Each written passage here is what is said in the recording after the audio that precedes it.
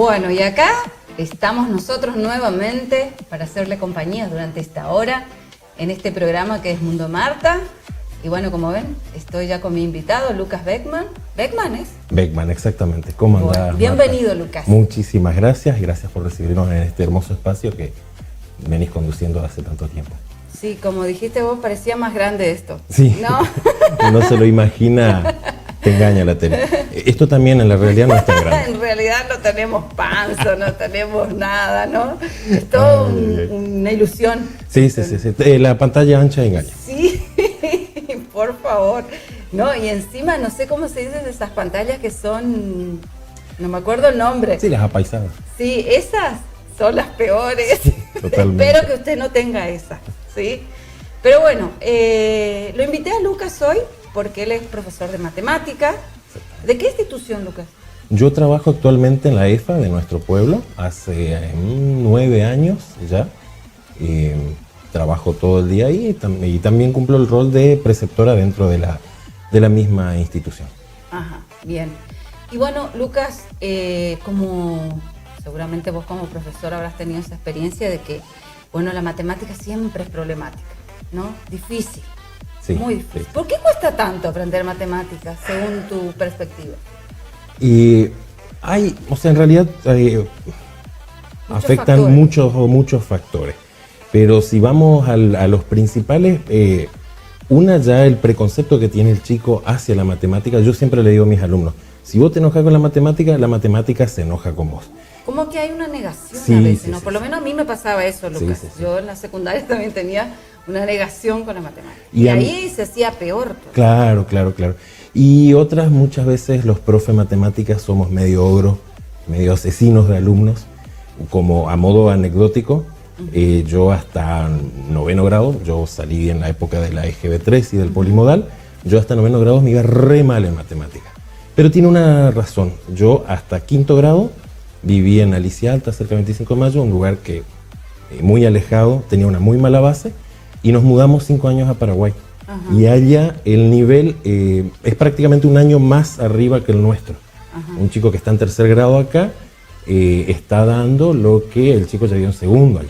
Entonces me iba terriblemente mal. Cuando volví en 9º grado a Argentina, claro, ahí sí ya tenía una base de mucho esfuerzo, mucho también apoyo de mamá. Ajá, claro. Que volví acá y matemática, wow, me encantó. Sumado a que tuve 2 excelentes profesores, que en aquel momento estaba la esposa del director de aquel momento de bachillerato, y después el profesor Irma Juancito. Desmañón. Irma También fue mi Desmañón. profesora de Sí, matemáticas. la amé como profesora. Viste, vos la amaste y yo no.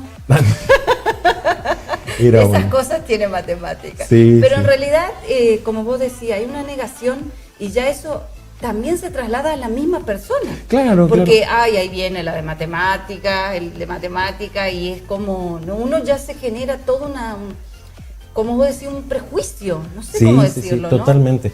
Por eso la matemática siempre hay que tratar de que le sea amistosa dentro de todo al alumno, de que le sea llevadera. El chico, como todas las personas, ¿no? Cuando vos vas haciendo algo y empezás y te va quedando lindo, por ejemplo, empezaste este cubo y te va quedando lindo, me incentiva a seguir porque está quedando lindo. Entonces, dentro de lo posible, tenés que empezar con un ejercicio que el chico logre resolverlo y que le dé un resultado que nosotros mal decimos lindo. Entonces el chico se incentiva, wow, este me salió, voy a probar otro, y ahí lo vas construyendo el conocimiento. Eso Bueno, básicamente. yo creo que eso es la base, como vos dijiste, la construcción del conocimiento, porque Claro. a veces, por lo menos mi experiencia con la matemática fue pésima, pero me pasó lo siguiente, yo venía con una base mala de la primaria, digamos, pero cuando arranqué el secundario me iba muy bien. Por ejemplo, 1er año, 2º año, pero el 3er año me agarró Irma y me liquidó, ¿viste? Y entonces como que ya desde el 3er año a 5º fue remar. Yo aprobaba, obviamente, pero no aprendía. Para salvar el año, como quien Claro, diría. para salvar. Sí. Nunca me llené de matemáticas, aprobaba. Y esto es lo raro también, que se dan muchos alumnos, que son 10 en todas las demás materias, matemática 0. Cero, sí, Bueno, sí, a mí sí. me pasaba eso, por ejemplo. Era excelente alumna en las demás materias, pero cuando se trataba de matemática era frustrante porque yo me esforzaba mucho, pero nunca lograba, digamos. Sí. Y para mí era una burra matemática. Y a mí me pasa lo contrario. Yo digo, ¿cómo pueden lengua y literatura? Bueno, primero que mi letra es horrible. Y además de eso yo decía, 2 más 2 es 4. En el secundario, 2 más 2 es siempre 4. Simple. Después los verbos, que tenés el verbo regular. Verbos irregulares hay un montón. Ay, pero es hermoso. Yo no podía, realmente. Era muy bueno, pero difícil también para mí. está esto de las inteligencias, Lucas, que sí. todos desarrollamos distintas inteligencias. Como vos decís, por ahí a vos lengua te parece espantoso. A mí me encanta lengua, me parece un mundo tan lindo, tan de la imaginación y de la creatividad, por ejemplo. Y yo creo que eso tiene mucho que ver a la hora de la matemática. ¿Por qué? Porque aquellos que no desarrollamos la inteligencia lógico-matemática, siempre nos cuesta entender un poquito más. ¿Entendés? Sí. Necesitamos un tiempo más. Y yo creo que ahí es donde falla el profesor. Sí, en dedicarse un poco más a cada alumno. El alumno que le cuesta, por ejemplo, aquellos que se esfuerzan, ¿no? Porque también hay aquellos que sabemos que no se esfuerzan. Pero yo digo, que si vos, también el profesor tiene que tener una mirada global, de bosque, ¿no? No el árbol, sino mirar el bosque y decir, bueno, si este alumno le va bien en todas las materias, digo yo, como docente, pero falla en estas materias, digamos. O sea, quiere decir que ese alumno no es un vago que no quiere estudiar, que no le interesa la escuela. Simplemente está teniendo dificultad en esa área, ¿no? Totalmente. Y en este tiempo, Lucas, de pandemia, yo creo que los problemas se acentuaron, de todo tipo. No sé cuál será tu experiencia como profesor. Nosotros tuvimos por decirlo, la bendición de que finalizando el año le comenté al rector de la EFA, le digo, mira, a mí me gustaría trabajar no directamente con el aula invertida, pero empezar a aplicarlo, que es un sistema que básicamente invierte el aula. En vez de que vos le des el contenido en clase y el alumno haga la tarea en la casa, vos le das el contenido en un video para que el chico lo mire en la casa y después desarrolla los ejercicios con vos en clase. Esa era la idea, y bueno, con el apoyo del rector y de todos los demás colegas, armamos la página de internet y el aula virtual. Jamás hubiésemos pensado de que este año estaríamos trabajando a full con ese aula. Claro. Que es un aula justamente que está optimizado para todo eso. Y como anécdota me pasó, no te voy a dar el nombre de los alumnos, pero 2 alumnos de 5º año, mismo curso, no hay como decir, bueno, son distintos, no, mismo ambiente, todo. Un chico que le iba bien en matemática, no era un alumno 10, pero le iba bien, y una alumna que... No pasaba una. No, un desastre, siempre con lo mínimo y lo justo. Bueno, este alumno que le iba re bien en matemática normalmente, ahora sí, no le está yendo tan bien. Ha sumado que está un poco depresivo el chico, a los adolescentes le está afectando mucho esto. Sí.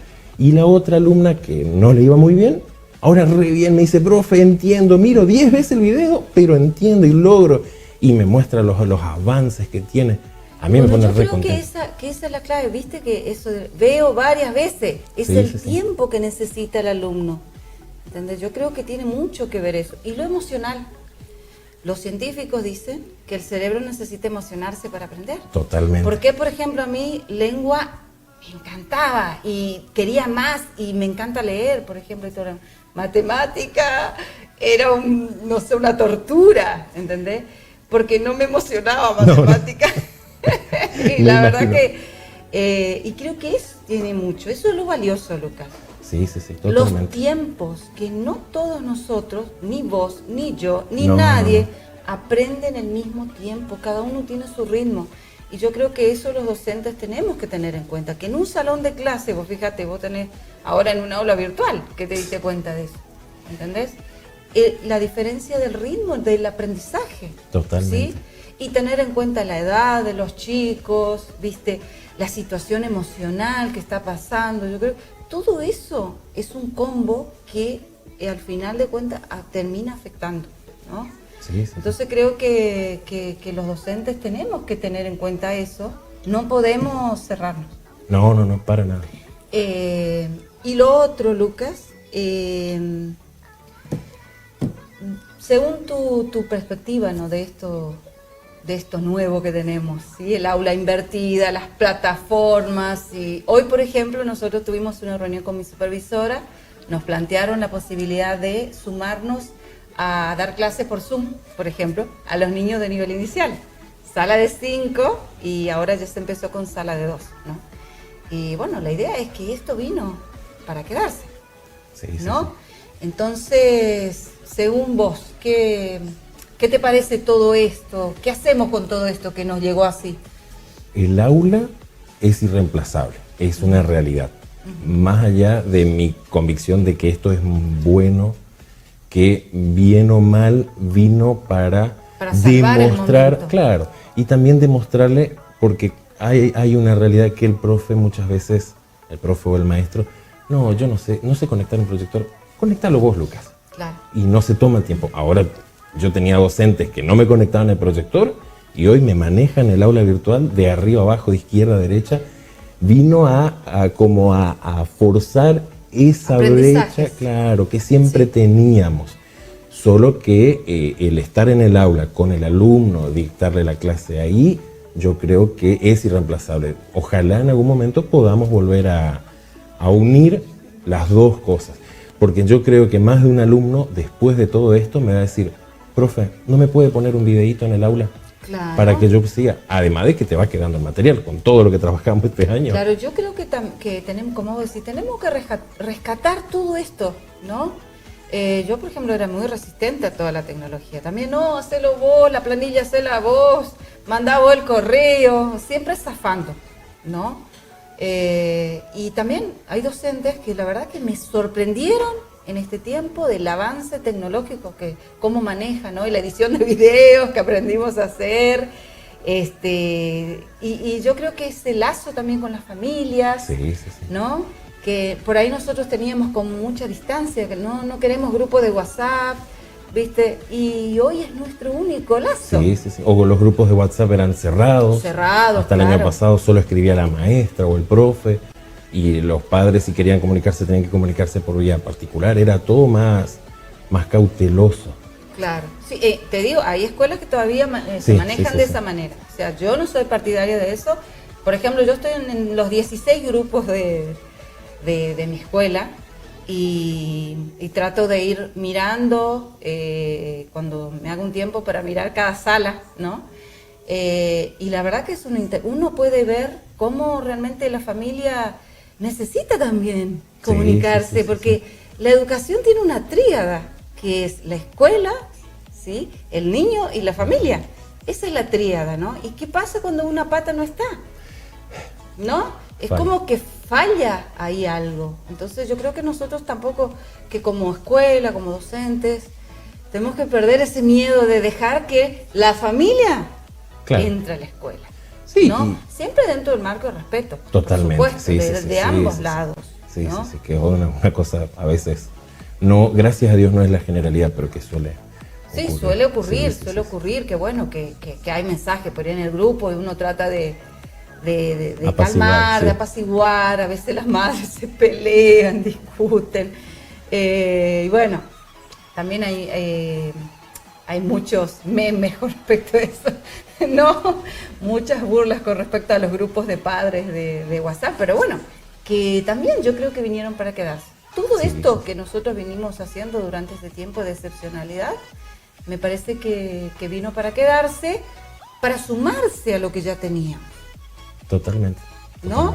Y de que nosotros los docentes nos reinventemos también dentro del salón de clase, decir, bueno, explico algo, pero a la vez yo doy la clase, pero a la vez pongo un video, ¿no?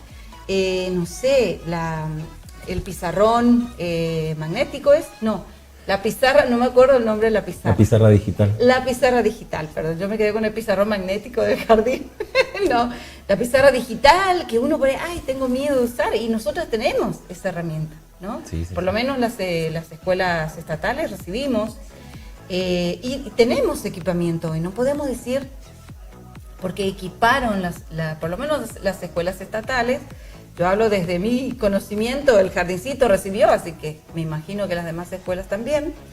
Perderle el miedo a todo eso y darle una funcionalidad, ¿no? Las tablets, o sea, que uno por ahí tiene tanta resistencia, ¿no? Y miedo. Sí. Incluir.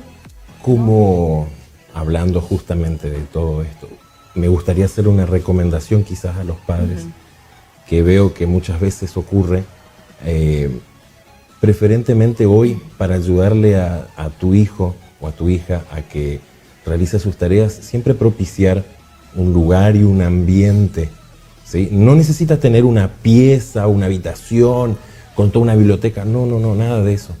En la sala, en la mesa, dentro de lo posible silencio, puede ser una música tranquila de fondo, no estar alterando de por ahí al chico, ¿cómo no vas a poder hacer eso inútil? Nosotros siempre hablamos de eso acá, claro, de que totalmente. tiene que haber hay que habilitar un espacio, un tiempo, ¿no? Claro. Como un ambiente que favorezca. Y ¿no? Control, porque muchas veces ocurre, y es una de las cosas que yo tanto tengo para agradecerle a mi mamá, que las mamás siempre han pasado por esa etapa que los hijos piensan que son malas, pero después cuando sos grande te das cuenta. En la adolescencia, claro, sobre todo. Sí. Claro, a mí, por ejemplo, me cuesta horrores con mi hijo, claro. Que es un adolescente, como decir, controlarle, porque donde yo le saco el ojo de encima, está en el Instagram, está jugando. Sí, tal cual. O sea, el control. Entra a la plataforma, 1 minuto, y después está... y media hora en los jueguitos, sí, en el Instagram. No es necesario que estés encima todo, pero pasa por atrás, fíjate, está haciendo la tarea, hacelo regularmente. Y si tiene alguna duda, bueno, a ver, veamos cómo lo podemos solucionar, porque el acompañamiento de papá y mamá es primordial. Y bueno, y para el alumno hay que hacer la tarea, chicos. No queda otra. Sí, hay que hacer la tarea. Y yo digo también, Lucas, que si hay que elegir entre la paz y la tarea, hay que elegir la paz. Disculpame, no sé. Claro, porque a mí me pasó con mi hijo que en un momento tenía mucha resistencia a hacer la tarea y bueno, bajo consejo de mi psicólogo, me dijo, mirá, no sigas tensando la relación y de última, él va a tener que asumir la responsabilidad cuando, por ejemplo, no pase de grado, claro, que él sabe que va a tener consecuencias negativas si no hace su tarea, ¿no? Ahí volvemos al primer punto, la paz para hacer la tarea, si no hay paz, claro, es muy complicado, y ni hablar de matemática, ni hablar de matemática. Lucas, a mí me gustaría que por ahí si hay algún adolescente que nos está viendo, algunos tips para poder resolver los ejercicios, por ejemplo, primer año, segundo año, que por ahí más o menos nos des algunos tips, ¿no? Como para que les resulte más fácil, ¿sí? Primero y fundamental, la mayor tranquilidad que puedas para matemática le viene de lujo. Y fundamentalmente tratar de no bloquearte. Empezar el ejercicio leyéndolo, releyéndolo. Si no lo entendés, volvé a leerlo.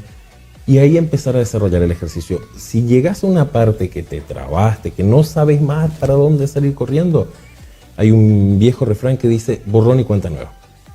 Muchas veces queremos intentar arreglar el ejercicio, pero como ni siquiera tenemos bien el conocimiento del ejercicio, menos lo vamos a poder arreglar. Entonces muchas veces es mejor agarrar, me olvido de este ejercicio y empiezo de nuevo, o busco otro y después vuelvo con aquel. Porque muchas veces nos terminamos bloqueando en esa parte. Y claro, obviamente en esta época, siempre que le vas a hacer una consulta al profe, no le pongas no entiendo y le mando un mensaje y el profe arreglate como pueda. No, profe, mire, saco una foto del ejercicio que estoy haciendo, no logro hacerlo, intenté varias veces, me podría indicar en dónde me estoy equivocando. Eso como para, ya cuando el profe te recibe la imagen del ejercicio, ya tiene una idea en qué te puede ayudar o qué es lo que él necesita focalizar, que vos por ahí no entendiste en el video que te pasó o en la clase por Zoom que te dio. Eso básicamente creo que son los puntos principales.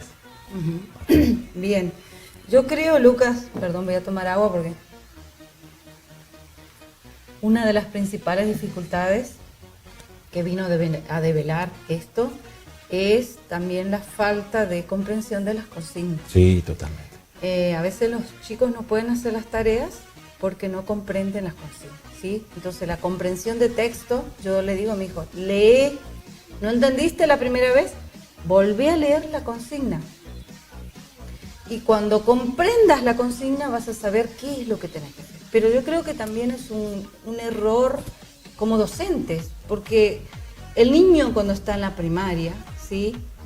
Cuando la maestra les pone la tarea en el pizarrón, el niño pregunta, ¿qué hay que hacer, maestra? Y la maestra le dice, ¿no? En vez de, yo creo que deberíamos fomentar más esto de la autonomía. ¿Qué es lo que pasa ahora?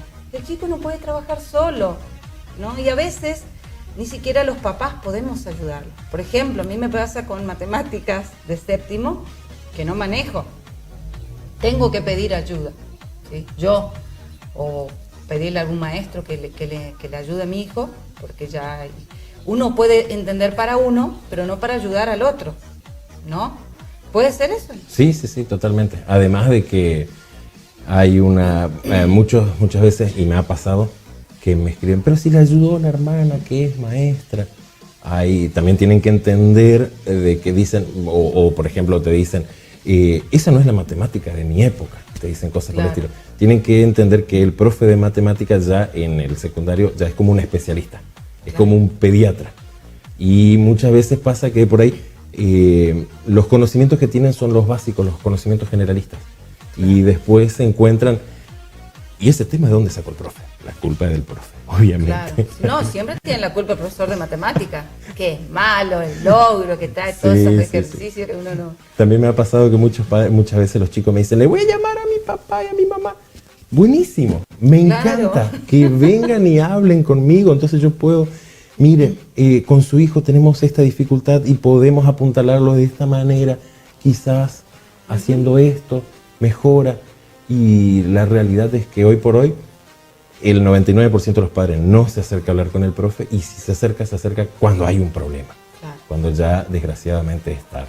Es tarde. Sí, totalmente. ¿Qué pasa, por ejemplo, si a esta altura del año hay algunos alumnos que, por ejemplo, que no pudieron seguir el ritmo de las clases, de las tareas, por ejemplo?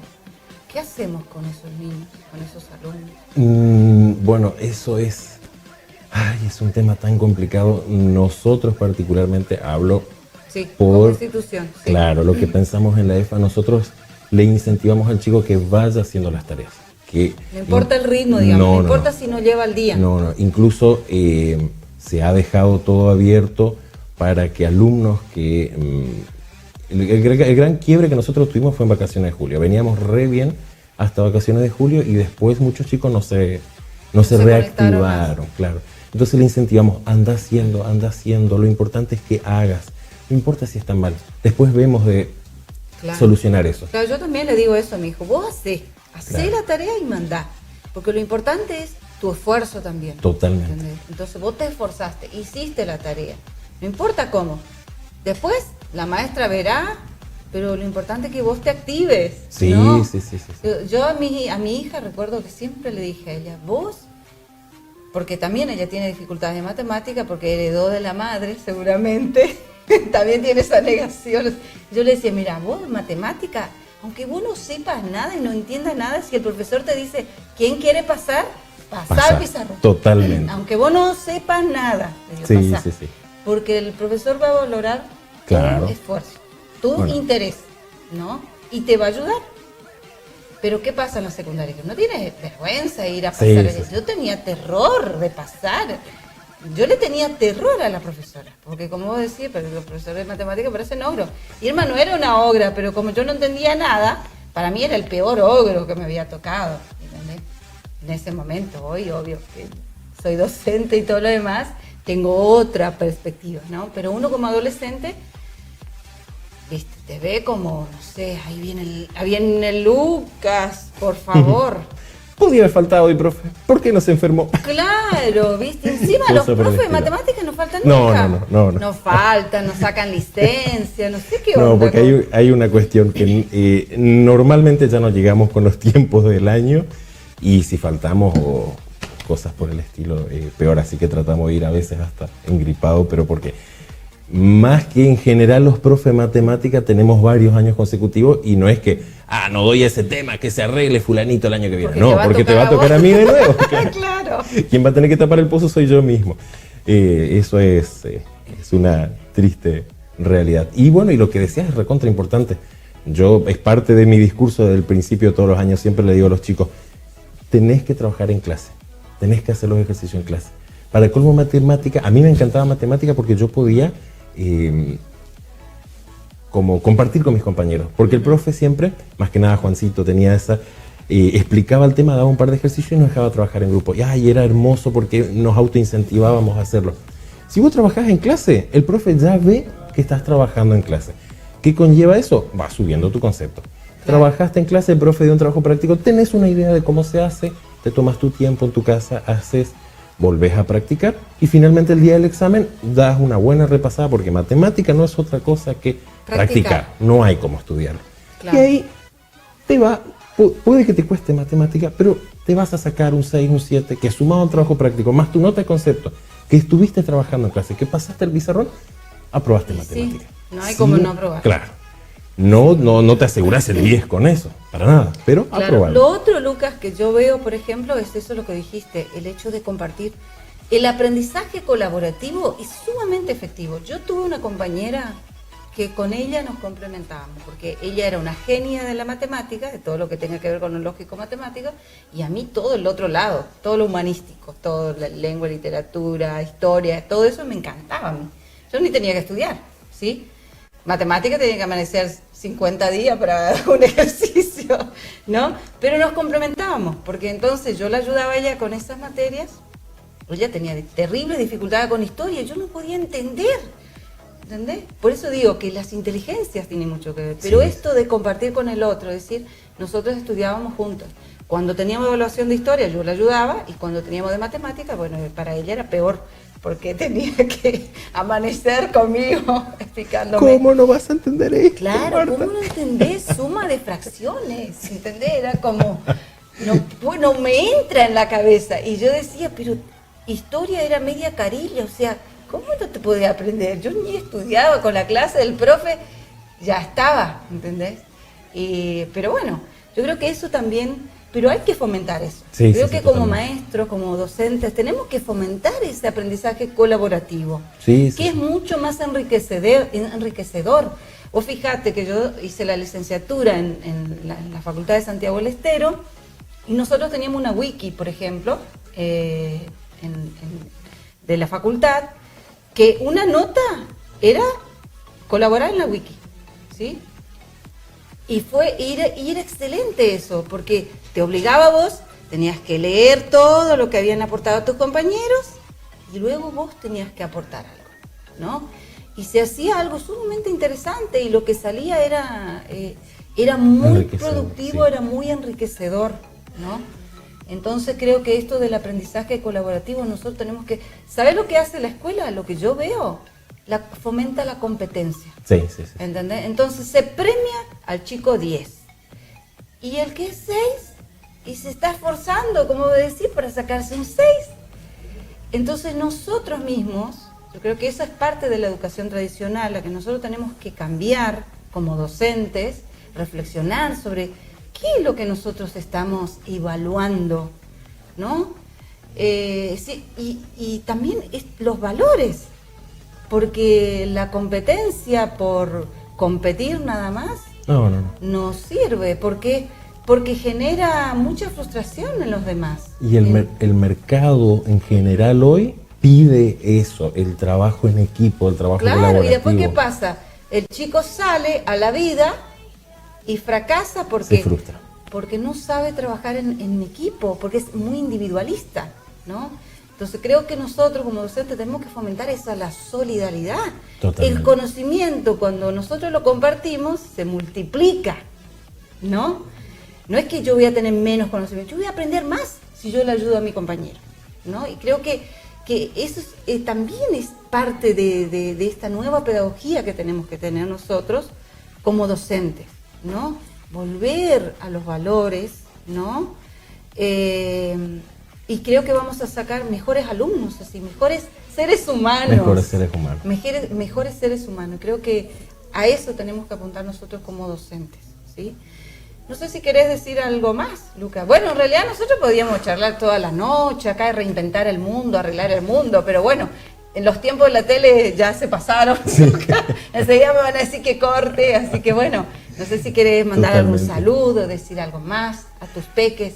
Sí, bueno, a Leandro y a Guillermo, que seguramente estarán mirando en casa, a todos mis colegas de la EFA, porque podemos tener un monstruo de plataforma, una cosa increíble, pero si el docente y el alumno no están ahí interactuando, eso no deja de ser lo mismo que un edificio enorme que no es... No sirve, no tiene funcionalidad.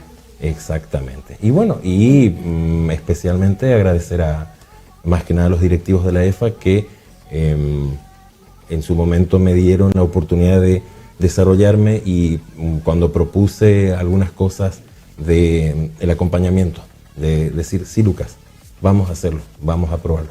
Y especialmente a mi colega, como decías hoy, esto del trabajo colaborativo y que siempre tenemos una compañera, mi compañera Carolina, que siempre es mi mano derecha y a la vez yo la ayudo a ella, que trabajamos, que bueno. Un equipazo ahí. Sí, tenemos un tractorcito ahí, siempre buenísimo, innovando.